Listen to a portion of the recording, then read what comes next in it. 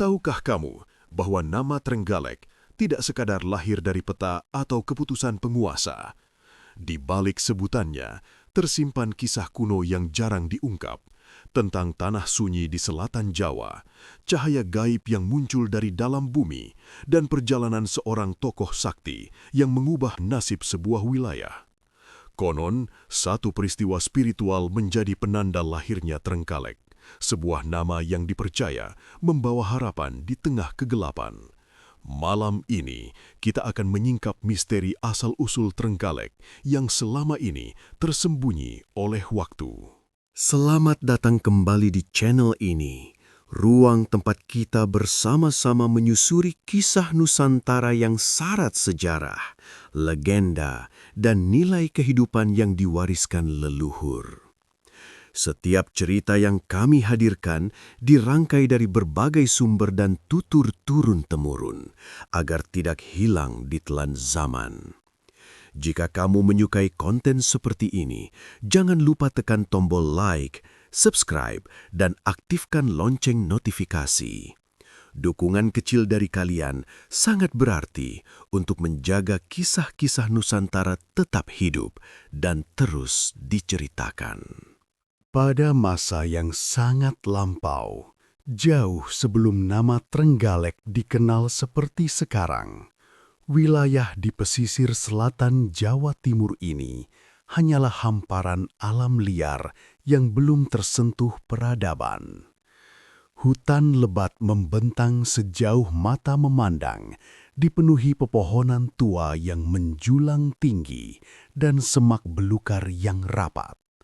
Di sela-sela perbukitan, kabut sering turun perlahan, menutupi tanah seolah menyembunyikan rahasia yang tak ingin mudah terungkap. Daerah ini dikenal sunyi dan angker. Hampir tidak ada pemukiman tetap, karena masyarakat sekitar percaya bahwa kawasan tersebut bukanlah tempat sembarangan. Banyak cerita beredar tentang suara-suara aneh di malam hari, bayangan yang bergerak di antara pepohonan, serta perasaan dingin yang menusuk meski tanpa hujan. Tak sedikit orang yang masuk ke wilayah itu tanpa tujuan jelas, lalu kembali dengan wajah pucat dan cerita yang tak mampu mereka jelaskan dengan kata-kata. Namun, di balik kesan menyeramkan itu, tanah ini juga dipercaya memiliki kekuatan spiritual yang besar. Para leluhur meyakini bahwa wilayah selatan Jawa adalah tempat pertemuan antara alam manusia dan alam gaib. Karena itulah, hanya orang-orang tertentu, mereka yang memiliki tekad kuat dan tujuan suci, yang berani menapakkan kaki di sana. Biasanya, mereka adalah para pengembara, pertapa, atau tokoh yang tengah mencari petunjuk hidup. Alam Trenggalek kala itu bukan hanya sunyi, tetapi juga penuh tanda-tanda. Sungai-sungai kecil mengalir di antara batu-batu besar, seolah menjadi urat nadi kehidupan yang tersembunyi. Burung-burung jarang terdengar berkicau, dan angin yang berhembus sering membawa aroma tanah basah bercampur daun tua. Segalanya terasa hidup, namun seakan mengamati setiap manusia yang datang dengan penuh kewaspadaan. Masyarakat sekitar meyakini bahwa tanah ini sedang menunggu seseorang yang ditakdirkan untuk membuka tabirnya, mengubah kesunyian menjadi kehidupan, dan menjadikan wilayah angker ini sebagai tempat tumbuhnya harapan baru. Tanpa disadari oleh siapapun, takdir itu perlahan bergerak mendekat. Dan dari tanah sunyi inilah, kisah besar tentang asal-usul Trenggalek akan segera dimulai. Di tengah kesunyian tanah selatan Jawa itu, datanglah seorang pengembara yang kelak mengubah takdir wilayah tersebut. Ia dikenal sebagai seorang bangsawan sekaligus tokoh sakti yang meninggalkan pusat kekuasaan demi menjalani laku spiritual. Perjalanannya bukan sekadar perpindahan raga, melainkan pencarian makna hidup dan petunjuk ilahi. Ia berjalan menyusuri hutan, lembah, dan sungai, mengikuti bisikan batin yang tak bisa dijelaskan dengan logika manusia biasa. Berhari-hari ia menembus alam liar, menghadapi medan terjal dan cuaca yang tak menentu. Malam ia habiskan di bawah langit terbuka, ditemani cahaya rembulan dan suara alam yang sunyi. Namun anehnya, ketika memasuki wilayah yang kelak bernama Trenggalek, langkahnya terasa lebih ringan, seolah tanah itu mengenalnya. Hatinya bergetar, pertanda bahwa tempat ini bukan sekadar persinggahan biasa. Sang pengembara merasakan energi yang berbeda, kuat, dalam, dan penuh ketenangan. Disinilah ia memutuskan berhenti. Ia mendirikan tempat sederhana untuk berteduh dan memulai pertapaan. Hari-harinya diisi dengan berpuasa, berdoa, dan menyatu dengan alam. Ia berbicara pada angin, mendengarkan bisikan dedaunan, dan memaknai setiap tanda yang diberikan semesta. Penduduk dari wilayah sekitar yang melihatnya merasa segan dan hormat. Mereka percaya orang ini bukan manusia biasa. Aura wibawanya terpancar tanpa perlu kata-kata. Namun sang pengembara tak pernah mengaku sebagai siapapun. Ia hanya mengatakan bahwa dirinya sedang mencari izin dari alam dan Yang Maha Kuasa untuk membuka kehidupan baru di tanah yang masih sunyi ini. Malam demi malam berlalu, hingga pada suatu saat, dalam keheningan pertapaan, ia mendapatkan isyarat batin yang kuat, sebuah pesan yang menyuruhnya menggali tanah di tempat ia bersila. Isyarat itu terasa begitu nyata, seolah datang dari kekuatan yang telah lama bersemayam di wilayah tersebut. Sang pengembara pun bersiap menjalankan perintah itu, tanpa ragu dan tanpa takut akan apapun yang akan terjadi. Ia tidak tahu bahwa tindakannya kelak akan menjadi awal dari sebuah legenda besar. Dari laku sunyi seorang pengembara sakti inilah, cahaya sejarah Trenggalek akan segera muncul ke permukaan. Malam itu turun dengan cara yang berbeda. Langit tampak lebih gelap dari biasanya, namun bukan gelap yang menakutkan, melainkan hening yang dalam, seolah alam sedang menahan nafas. Sang pengembara sakti duduk bersila di tempat pertapaannya, tepat di lokasi yang ditunjukkan oleh isyarat batin yang ia terima. Angin berhenti berembus, dedaunan tak bergerak, dan suara binatang malam menghilang satu persatu. Dengan penuh keyakinan, ia mulai menggali tanah menggunakan alat sederhana. Setiap hentakan ke bumi terasa berat, namun juga penuh makna. Tanah itu keras, seakan menguji kesungguhan niatnya. Keringat mengalir di wajahnya, nafasnya teratur, dan batinnya tetap tenang. Ia menggali bukan untuk kekayaan, bukan pula untuk kekuasaan, melainkan untuk mencari jawaban. Beberapa waktu berlalu, hingga tiba-tiba tanah yang digalinya terasa berbeda. Lebih lembut, lebih hangat. Saat itulah sesuatu yang tak pernah ia bayangkan terjadi. Dari dalam lubang galian, perlahan muncul cahaya terang, bukan api, bukan pula kilat, melainkan sinar putih kekuningan yang lembut, namun menembus gelapnya malam. Cahaya itu memancar perlahan, seolah hidup, menerangi wajah sang pengembara dan sekeliling hutan. Ia tertegun. Dalam hidupnya yang penuh laku spiritual, belum pernah ia menyaksikan tanda sejelas ini. Cahaya itu tidak menyilaukan, justru menenangkan. Hatinya bergetar hebat, tubuhnya merinding, dan air mata menetes tanpa ia sadari. Ia merasa sedang berdiri di hadapan kehendak Yang Maha Kuasa. Tak lama kemudian, dari lubang yang sama muncul mata air kecil yang jernih. Air itu mengalir perlahan, membasahi tanah kering di sekitarnya. Cahaya dan air menyatu menjadi simbol kehidupan yang lahir dari kesunyian.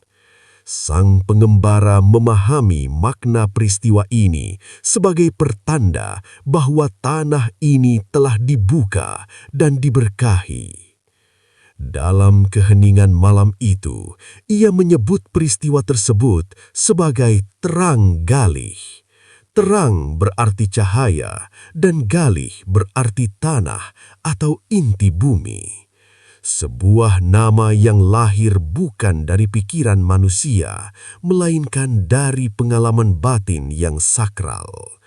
Nama itu bukan sekedar sebutan, melainkan doa, agar wilayah ini kelak menjadi tempat terang bagi kehidupan yang tumbuh dari dasar yang kuat.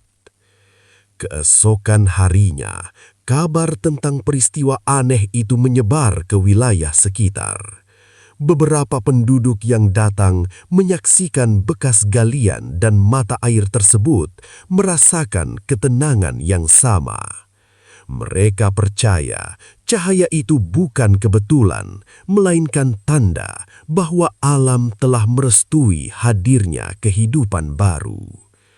Seiring waktu, sebutan terang galih mulai digunakan untuk menamai wilayah tersebut.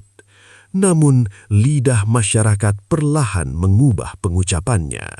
Dari terang galih menjadi Trenggalih, hingga akhirnya dikenal sebagai Trenggalek.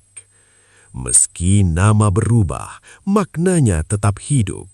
Sebuah cahaya harapan yang muncul dari dalam bumi, dari tanah yang dulu sunyi dan ditakuti. Peristiwa malam itu menjadi tonggak sejarah yang tak tertulis, namun abadi dalam ingatan kolektif masyarakat.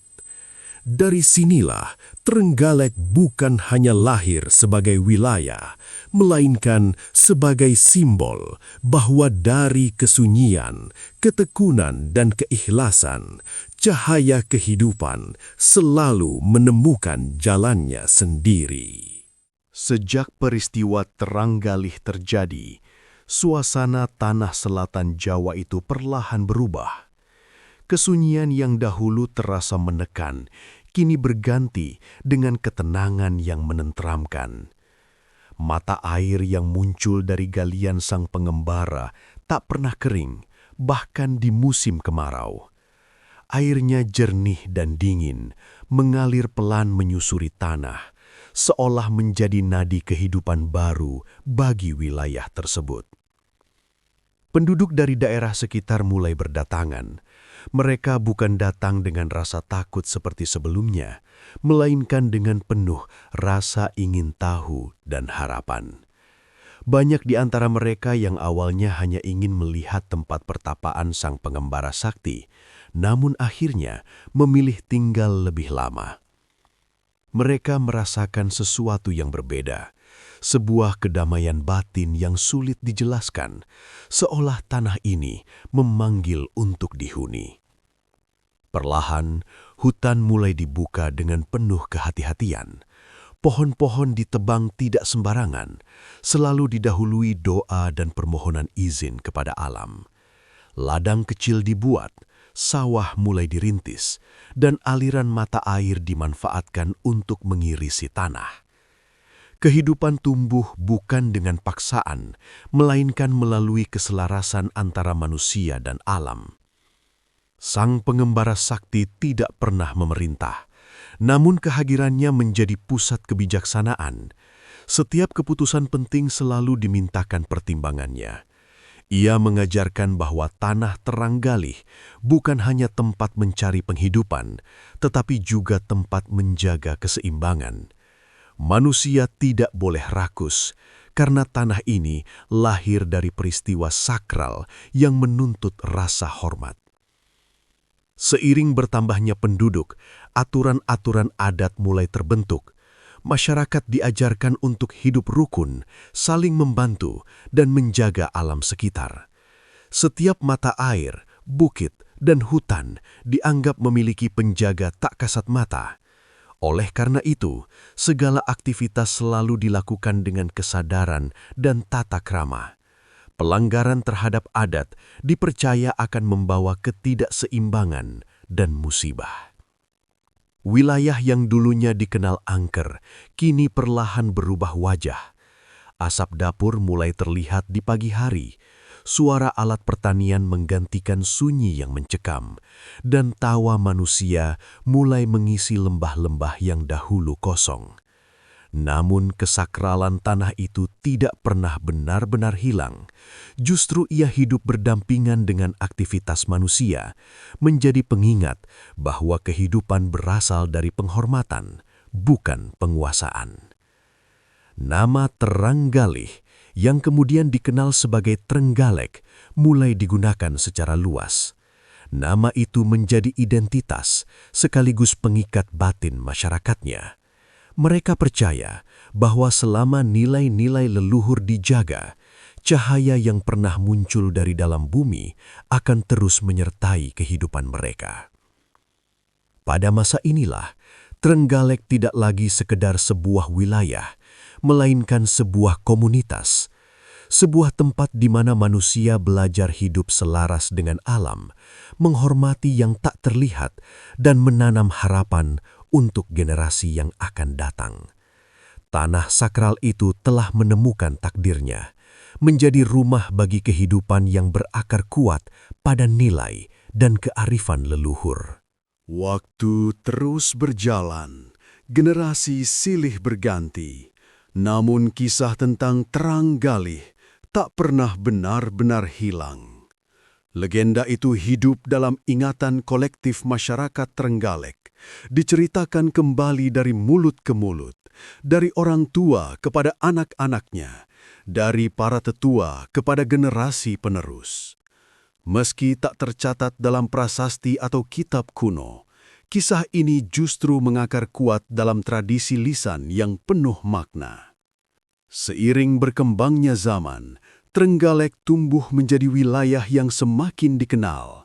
Jalan-jalan terbuka, pemukiman bertambah, dan kehidupan sosial semakin kompleks. Namun di balik perubahan itu, masyarakat tetap menjaga hubungan batin dengan asal-usulnya.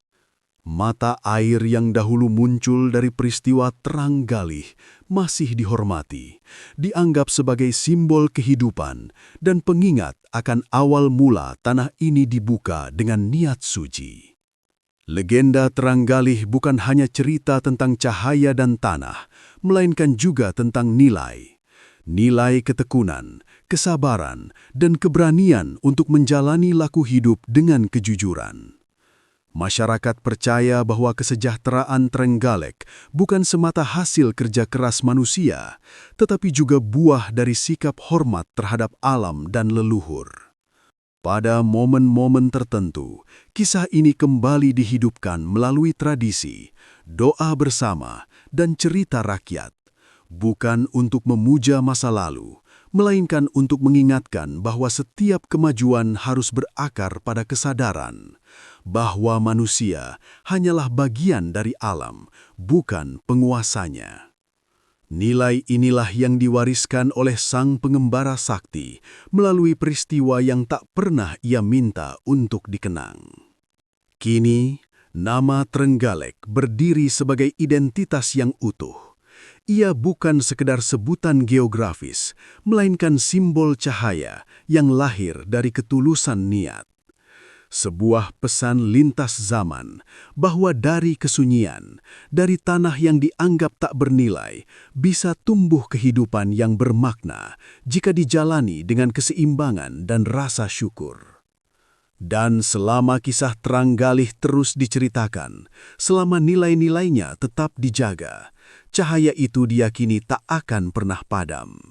Ia hidup di setiap langgah masyarakat Trenggalek, menyatu dalam denyut kehidupan sebagai warisan leluhur yang abadi.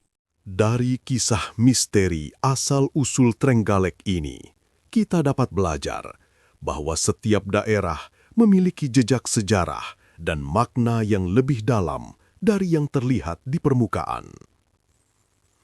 Trenggalek bukan sekadar nama, melainkan simbol cahaya harapan yang lahir dari ketulusan niat, kesabaran, dan keharmonisan antara manusia dengan alam. Legenda Trenggalek mengajarkan bahwa kemajuan sejati tidak pernah lahir dari keserakahan, tetapi dari sikap menghormati kehidupan dan nilai leluhur. Semoga kisah ini membuat kita semakin menghargai tanah tempat kita berpijak, menjaga warisan budaya, serta tidak melupakan cerita-cerita yang membentuk jati diri bangsa. Terima kasih telah meluangkan waktu untuk menyimak hingga akhir. Jangan lupa untuk menyukai, membagikan, dan menuliskan pendapat kalian di kolom komentar. Sampai jumpa di video berikutnya dengan kisah Nusantara lainnya yang tak kalah menarik dan penuh makna.